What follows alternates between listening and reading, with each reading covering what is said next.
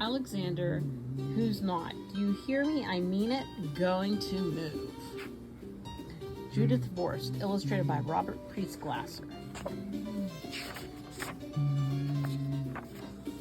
They can't make me pack my baseball mitt or my I Love Dinosaur sweatshirt or my cowboy boots. They can't make me pack my ice skates, my jeans with 8 zippers, my compass, my radio, or my stuffed pig.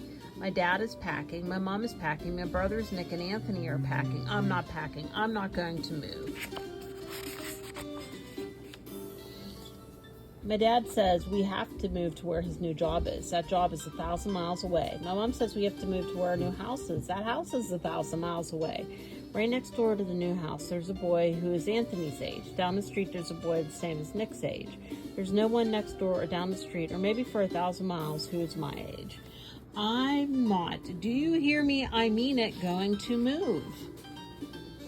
I'll never have a best friend like Paul again. I'll never have a great sitter like Rachel again. I'll never have my soccer team or my carpool again. I'll never have kids who know me except for my brothers, and sometimes they don't want to know me. I'm not packing. I'm not going to move. Nick says I'm a fool and should get my brain transplant. Anthony says I'm being immature. My mom and dad say that after a while I'll get used to living 1,000 miles away from everything. Never, not ever, no way, N-O. I maybe could stay here and live with the Baldwins. They've got a dog. I've always wanted a dog. I maybe could stay here and live with the Rooneys. They've got 6 girls. They've always wanted one boy. I maybe could stay here and live with Mr. and Mrs. Oderdorfer. They always have great treats on Halloween. I maybe could stay here and live by myself in maybe a treehouse or maybe a tent or maybe a cave.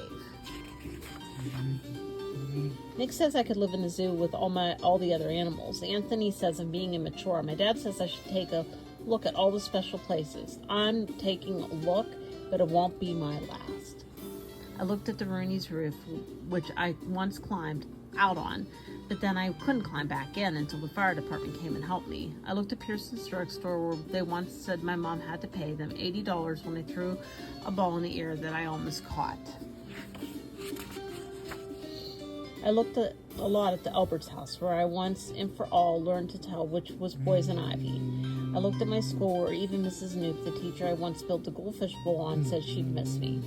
I looked at my special places where a lot of different things happen. Not just different bad, but different good. Like winning the sack race, like finding the flashlight, like spitting further than Jack 3 times in a row.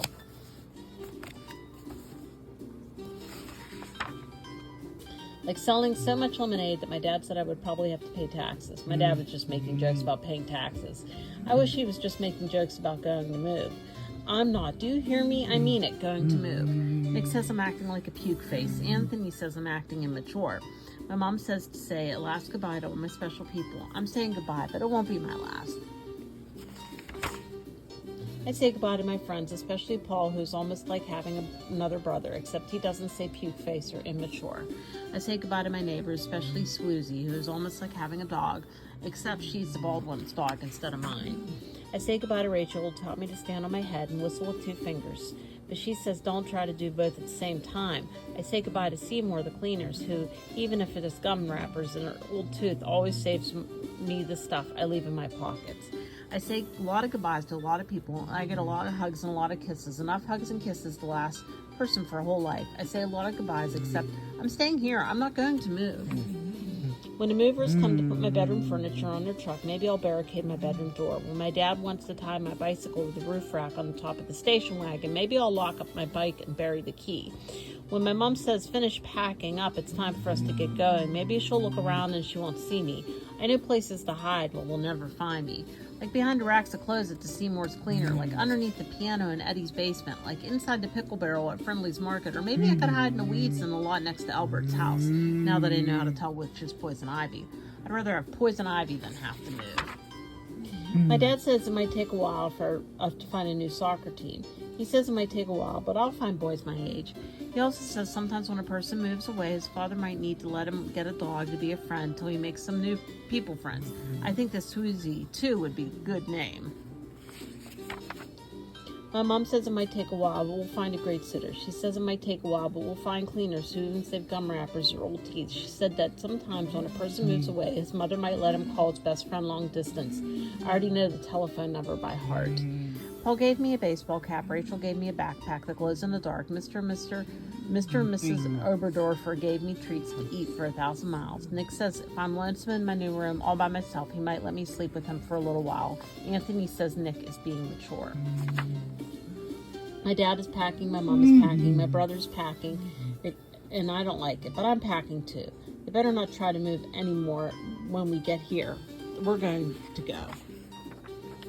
Because this is the last time I'll do it. The next time, they won't make me do it. Never, not ever, no way, N-O. I'm not, do you hear me? I mean it, going to move.